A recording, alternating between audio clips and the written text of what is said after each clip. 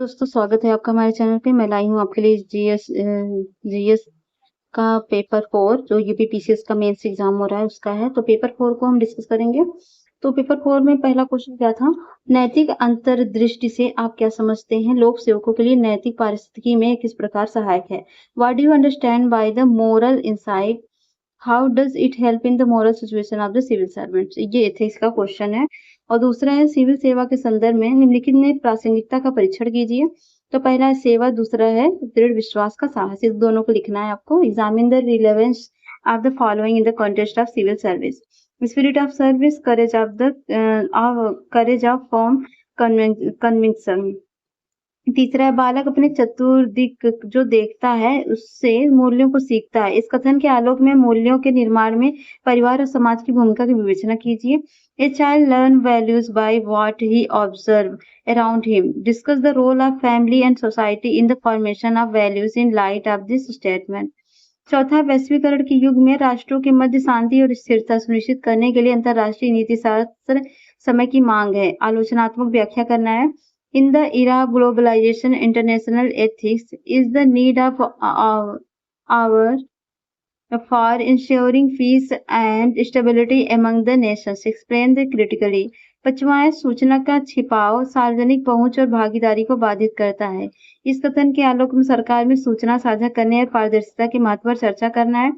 तो है concealment of the information and impedes public access and involvement in the right of the statement. Discuss the importance of the information sharing and transparency in government. छठवां है अभिवृत्ति के विभिन्न अवयवों का वर्णन कीजिए तथा अभिवृत्ति निर्माण को प्रभावित करने वाले कारकों का विवेचना कीजिए। Describe various component of attitude and discuss factor of the influence attitude formation. सतवां, किसी दो महत्वपूर्ण गुणों की विवेचना कीजिए जिसे आप लोग सेवकों के लिए महत्वपूर्ण मानते हैं। तर्कसंगत कीजिए। आप कोई भी दो गुण बता सकते हैं। Discuss any two important attributes which you consider the important of public servant. Justifies your answer. Civil सेवकों के बीच उदारता और वस्तुनिष्ठता को कैसे बढ़ावा दिया जा सकता है। ये जो 7वां क्वेश्चन है ये यूपीएससी में भी कई बार पूछा गया है। तो सिविल सेवकों के लिए बीच उदारता और वस्तुनिष्ठता को कैसे बढ़ाया जा सकता है, अपना सुझाव दीजिए।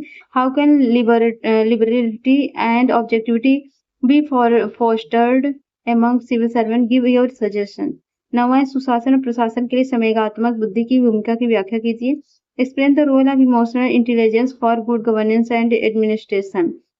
10वां है लोक प्रशासन में सामाजिक प्रभाव की क्या भूमिका, उदाहरण से स्पष्ट कीजिए। What is role of social influence in public administration, elucidate with example. Section B है नैतिक शासन व्यवस्था से आप क्या समझते हैं, उदाहरण से स्पष्ट कीजिए। What do understand by the ethical governance, elucidate with example. सार्वजनिक नीतियां बनाते समय एक सिविल सेवक को केवल जनता की भलाई पर ध्यान देना चाहिए और उन नीतियों को लागू करते समय उसमें संभावित अनपेक्षित परिणामों का अनुमान लगाने की दूरदर्शिता होनी चाहिए। क्या आप इस कथन से सहमत हैं? अपने उत्तर के लिए युक्ति तथा प्रमाण प्रस्तुत कीजिए। While formulating public policies, a civil servant must safely focus on the public welfare, and while implementing those policies, he must have a foresight to infer possible unexpected consequences. Do you agree with the statement? Give argument and justification for your answer. 13वां है क्या भागवत गीता लोक सेवकों की नैतिक मार्गदर्शिता हो सकती है, टिप्पणी कीजिए। Can Bhagavad Gita be an ethical guide for civil servant, comment. नीति शास्त्र में मानव कर्म से क्या तात्पर्य, मानव कर्म में नैतिकता के निर्धारण और परिणाम की विवेचना कीजिए।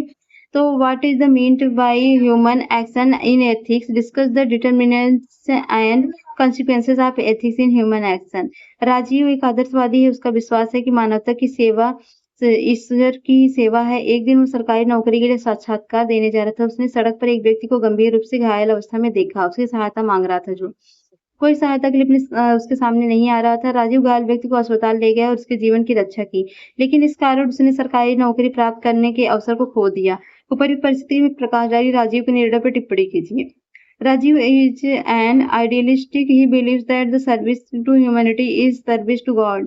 One day he was going for an interview for government job. He saw a severely injured person lying on the road who was asking for help. No one came forward to help. Rajiv took the injured person to the hospital and saved his life.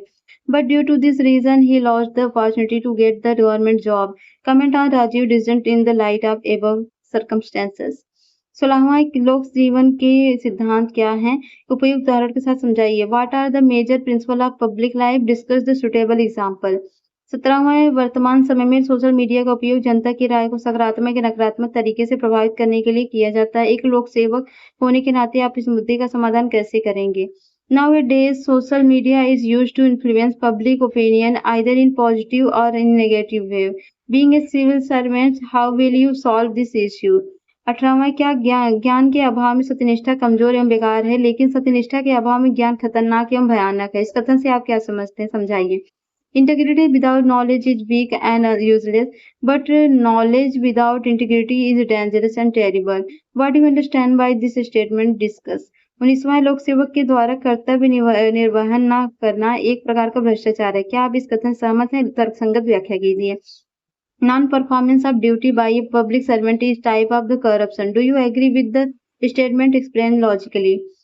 20वां है उन रणनीतियों का वर्णन करें जो civil सेवक परिवर्तन के प्रति प्रतिरोध को दूर करने के लिए नियोजित कर सकते हैं और नई नीतियां तथा पहलों का समर्थन करने के लिए धारकों को प्रभावित ढंग से राजी कर सकते हैं. Describe the strategies that civil servant can be employed to overcome resistance to change and effectively pursued stockholder to support new policies and initiatives. तो ये सारे क्वेश्चन हैं, तो देख लीजिए एक बार अच्छे से. चलिए मिलते हैं नेक्स्ट वीडियो में नेक्स्ट क्वेश्चन पेपर के साथ. तब तक के लिए जय हिंद, जय भारत.